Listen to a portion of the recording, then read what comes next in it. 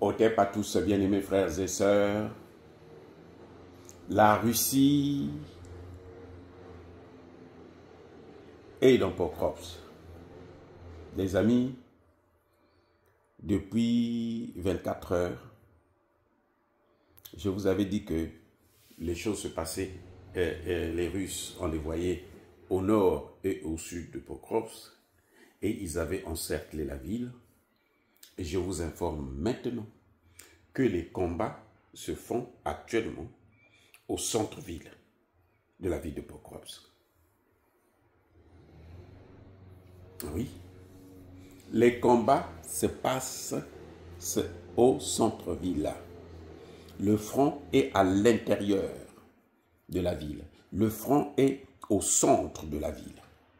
C'est là qu'il y a maintenant des combats urbains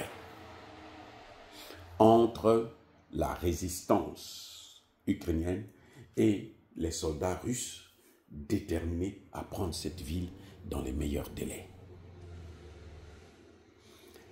Ça veut dire que les Américains ont leur ultimatum à porter du fruit? Non. C'est pas ça.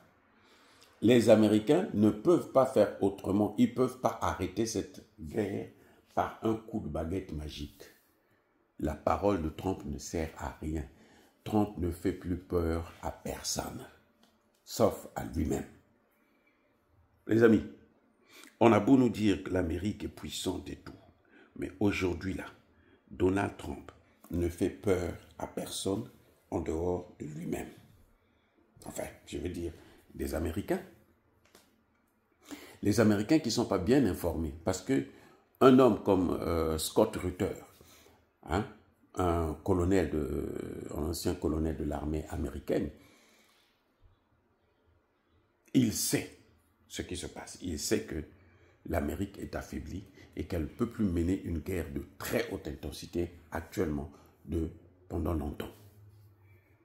Les Russes, selon certains experts, ont les missiles hypersoniques. Et qu'en 5 minutes, ils peuvent détruire toutes les bases militaires américaines dans le monde. Et il y a en 5 minutes.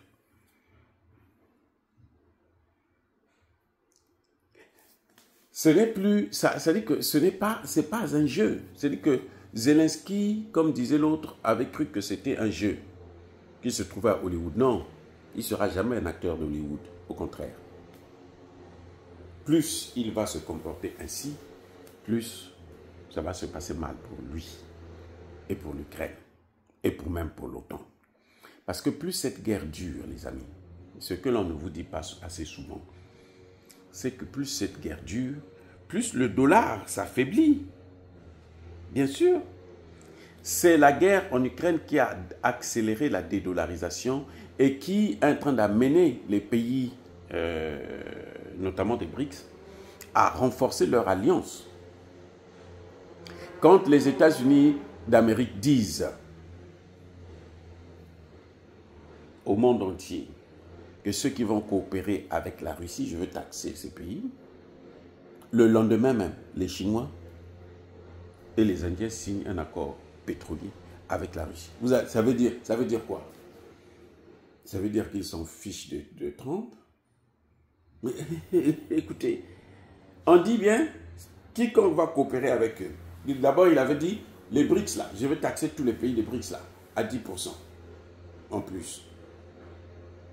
Les BRICS ont pris l'engagement de renforcer leur alliance, de contourner le dollar. Il a fait quoi? Il n'a rien fait.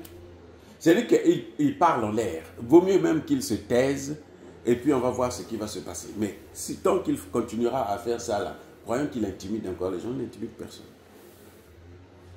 Les Russes sont en train de faire ce qu'on appelle une guerre d'attrition. C'est-à-dire que vous stressez l'autre, vous le fatiguez. Parce qu'ils savent que s'ils laissent les Occidentaux en paix là, ils vont encore préparer une autre guerre. Ils vont intensifier cette guerre.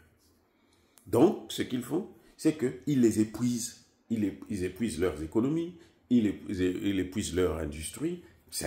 Tout est en train de crouler là. Y compris aux États-Unis, ils sont en train de détruire. Ce sont des dizaines de milliers d'emplois qui sont en train d'être perdus à cause des... Mais attention, il y a des gens qui gagnent quand même de l'argent pour cette guerre. L'industrie d'armement. Vous comprenez? Ça, ceux-là, ils gagnent de l'argent. Mais les autres, là, avec les tarifs et la guerre, ça n'arrange pas du tout l'Amérique.